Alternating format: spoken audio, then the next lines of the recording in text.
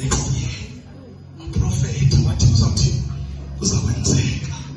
One, manithethe isiprofeta ngisebhumile. Mandisuse kule nto iqinileyo kuzakwenzeka.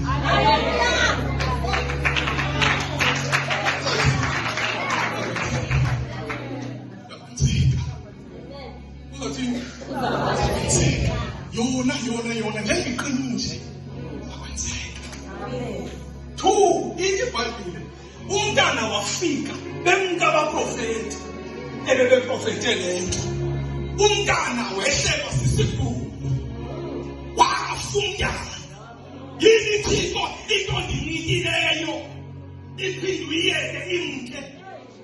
Yayiphoxeka sewungqinile, sewuthethile, sewuthilo, sewuyinhlekile lento. Uyayiva ngosiyanokha ila sewuthethile shikifikile. Siyathandaza lezo zinto. Ithi iBhayibhile ke ngoku ngifuna uqala ngezi zinto.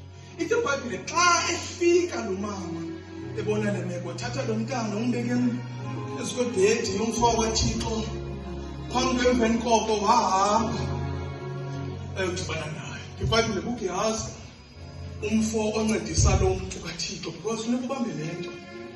Xa unoYesu umtshele lento futhi singathethi kakhulu.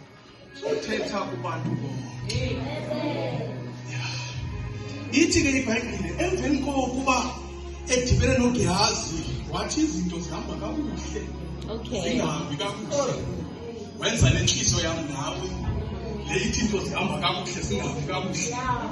Unalenkani ithi izinto zihamba kakuhle.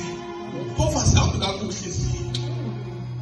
Nawo wafika kuElisha sengifikile ke kule nto wathi uElisha kuye efundini ithini intomva. Njalo umyeni wakho. Njalo umntanakho. Emva kusuka khona yabona udikelwe phi?